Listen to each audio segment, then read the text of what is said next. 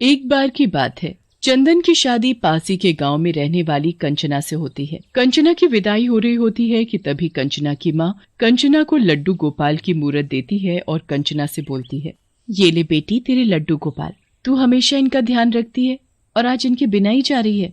अरे माँ, भला ऐसा कहीं हो सकता है जो मैं इनके बिना ही अपने ससुराल चली जाऊं।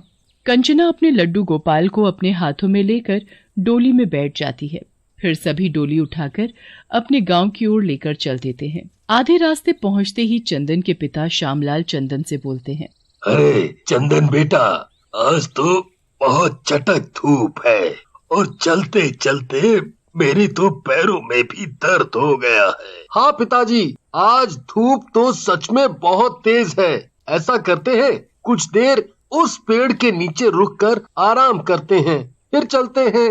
डोली ले जा रहे लोग डोली को पेड़ के नीचे रख देते हैं और सभी पेड़ के नीचे बैठकर आराम करने लगते हैं। उसी पेड़ के ऊपर एक चुड़ैल बैठी होती है।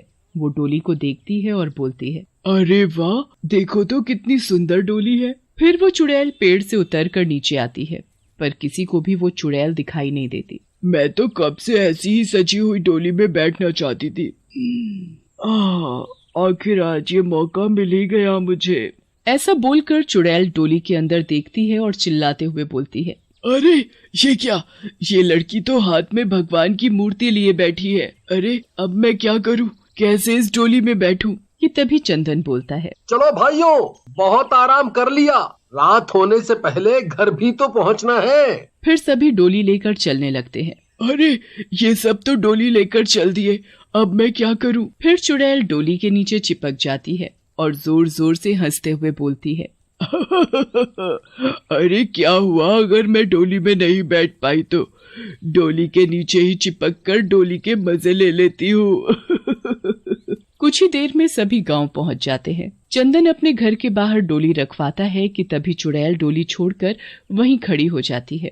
अरे चंदन बेटा, ले आया मेरी बहू को। फिर कंचना डोली से बाहर निकलती है। अरे जरा देखो तो, इसने कितने सुंदर कपड़े और गहने पहने हुए हैं। तभी चंदन की माँ कंचना के पास आकर बोलती है, अरे किसी की नजर न लग जाए मेरी बहू को। अरे बहू लाओ, ये लड्डू गोपाल मुझे दो, मैं मंदिर में रखवा देती हूँ। जैसे ही कंचना लड्डू गोपाल की मूरत अपनी सास को पकड़ाती है, वैसे ही चुड़ैल कंचना के शरीर में चली जाती है और मन ही मन मुस्कुराने लगती है। चंदन की माँ अपने बहू और बेटे को घर के अंदर ले जाती है। तुम सभी बहुत थक गए होंगे, ऐसा करो पहले जाकर हाथ मुंह धो लो, मैं तब तक खाना लगा देती हूँ। फिर सभी खाना खाने के लिए बैठते हैं। चुड़ैल बढ़िया बढ़िया पकवान देखकर अपने आप को रोक नहीं पाती।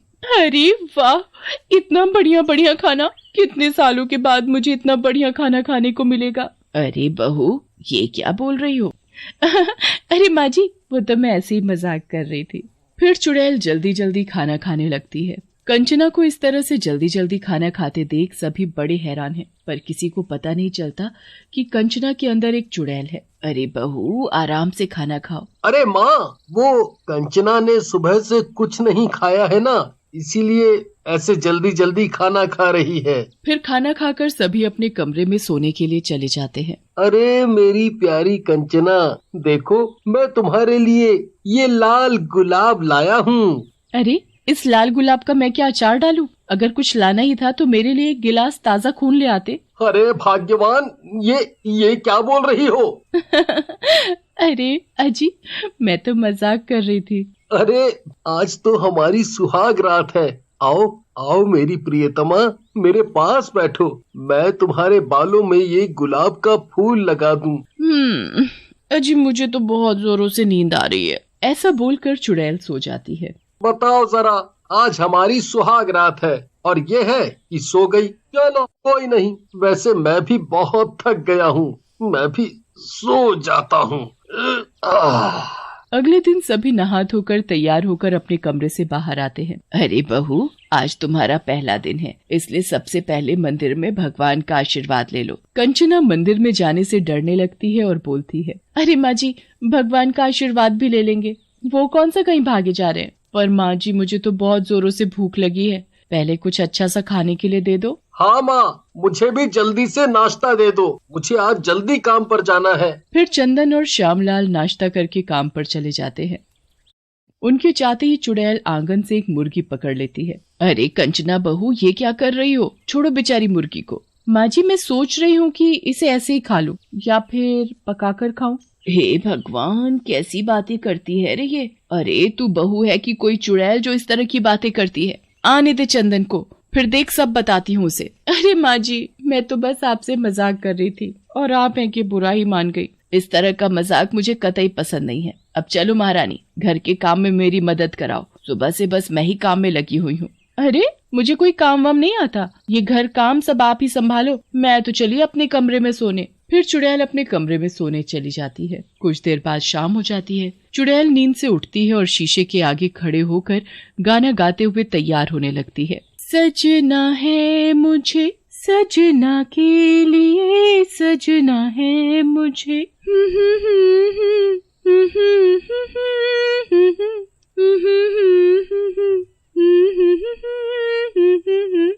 अरे बेटा, ये कैसी बहू ब्याह के लाया है तू? ये बहू कम, मुझे तो शैतान ज्यादा लगती है। अरे उस राजन ने लड़की दिखाते वक्त तो कहा था कि लड़की बहुत संस्कारी और पूजा पाठ वाली है, पर इसे देखकर तो ऐसा बिल्कुल नहीं लगता। अरे मंदिर में तो इसने कदम तक नहीं रखा। हाँ माँ, बात तो आप बिल्कुल सही कह रही हो। जब से शादी करके आई है, इसकी तो बातें ही बड़ी अजीब हैं। अरे कहीं ऐसा तो नहीं कि बहू पर कोई ऊपरी चक्कर हो? अजी आप सही बोल रहे हो, मुझे भी ऐसा ही लगता है। अरे आज तो वो मुर्गा को जिंदा ही निगलने वाली थी। ये क्या बोल रही हो माँ? मैं अभी जाकर कंचना से बात करता हूँ।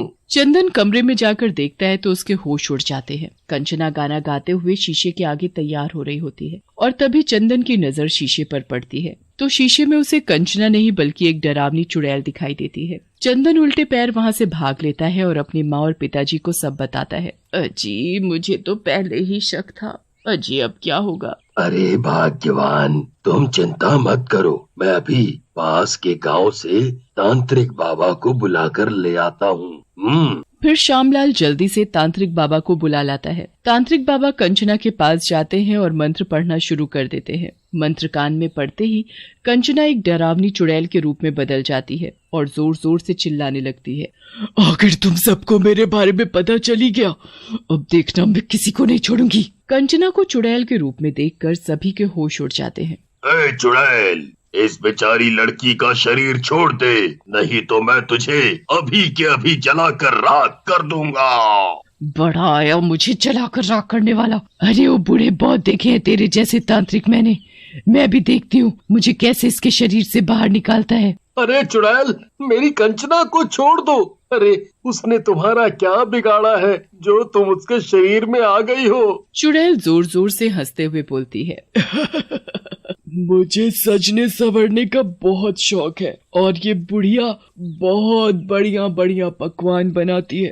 अरे मुझे तो यहाँ रहने में बहुत मजा आ रहा है। मैं ये घर और तेरी पत्नी का शरीर छोड़कर कहीं नहीं जाने वाली। आखिर मैं भी तो तेरी दुल्हन के साथ डोली से चिपक कर आई हूँ।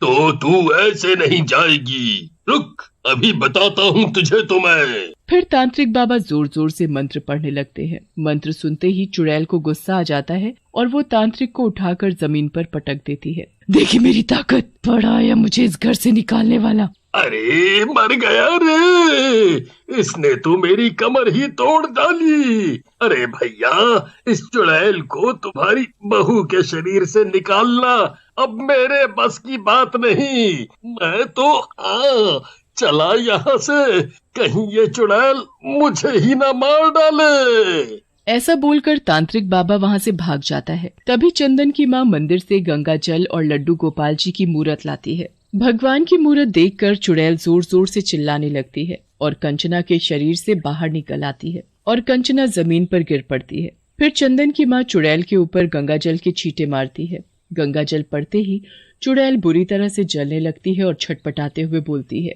ए बुढ़िया, तूने मेरे साथ अच्छा नहीं किया, मैं तुझे छोड़ूंगी नहीं। ऐसा बोलकर चुड़ैल कुछ देर में राख का ढेर बन जाती है। चंदन कंचना को जमीन से उठाता है और फिर सभी लड्डू गोपाल के हाथ जोड़कर उनका धन्यवाद करते हैं।